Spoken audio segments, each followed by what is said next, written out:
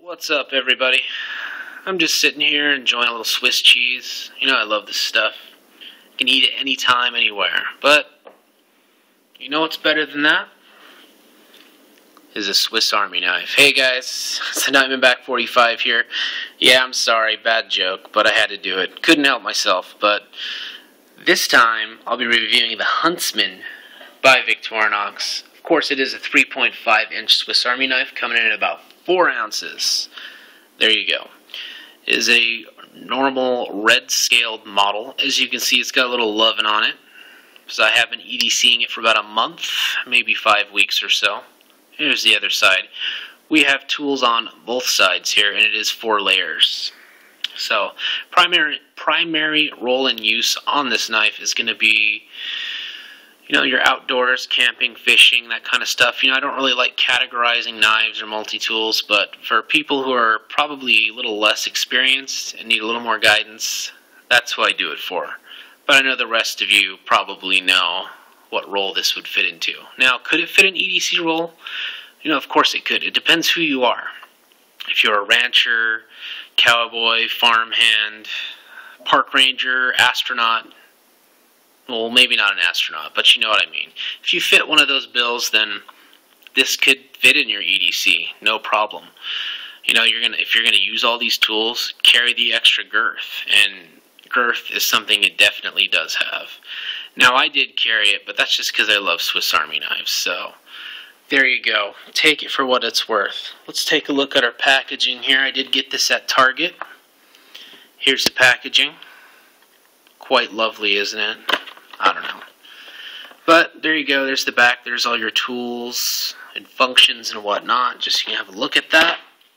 And I will go through all the tools individually for you, of course. Here's our sheath.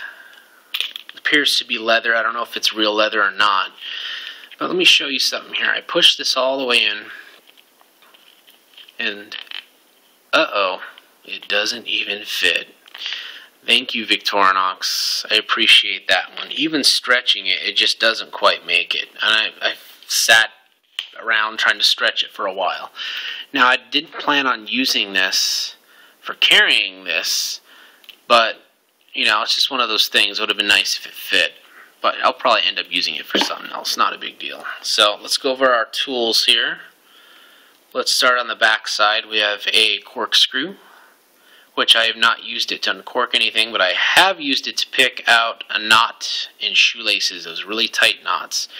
You can just wind that into the middle of the knot, and it's like an extra finger, acts as an extra finger you can dig into that to get it undone.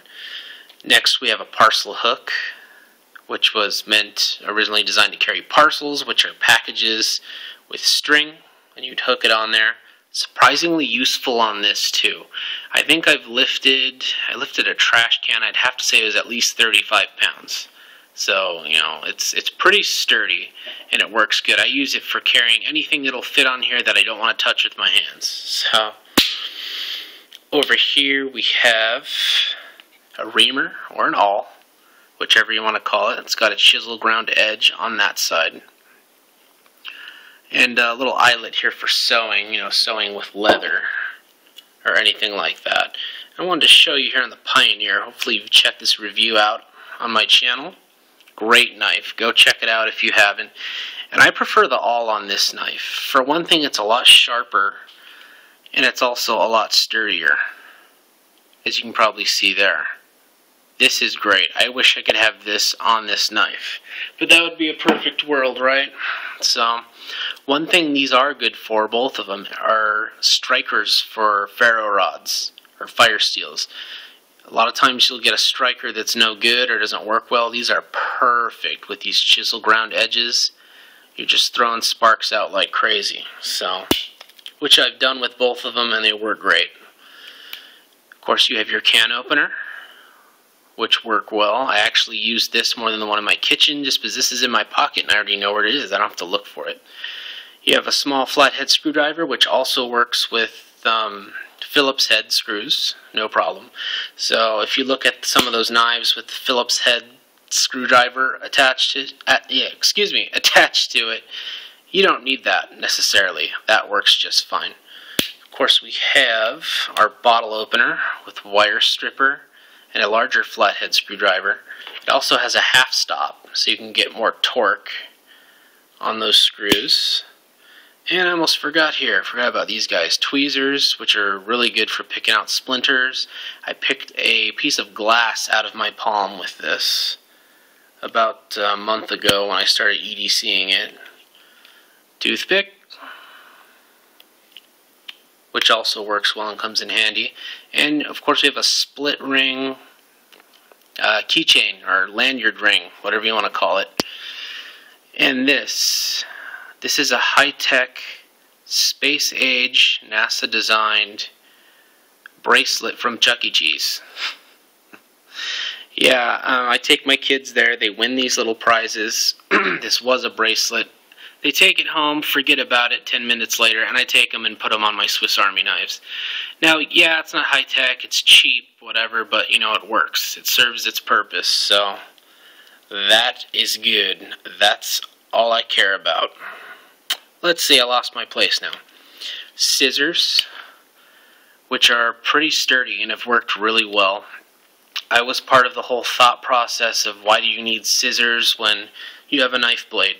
Yeah, you don't need scissors, but for different tasks like cutting those thin plastic tags that attach clothing, you know, to the paper tag, these work perfect for that, those kinds of things. So, and a nice spring on there too, as you can see. Functions very well, very sturdy. Of course, we have our wood saw, which also